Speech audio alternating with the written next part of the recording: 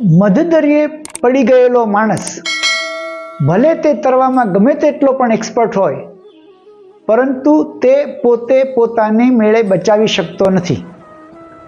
શરીર થાકી જાય છે, હિંમત ખૂટી જાય છે અને છેલ્લે લાગે છે હવે જો કોઈ બહારથી મદદ આવશે તો જ બચી શકાશે.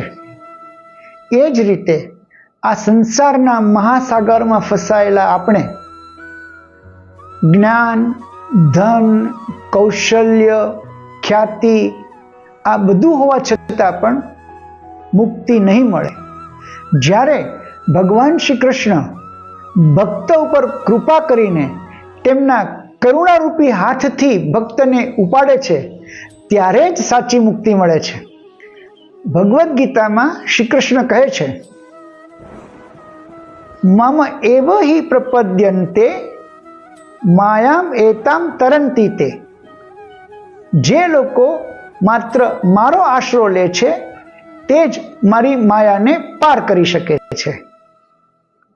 માટે શ્રદ્ધા અને ભક્તિથી ભગવાનનો આશરો લો.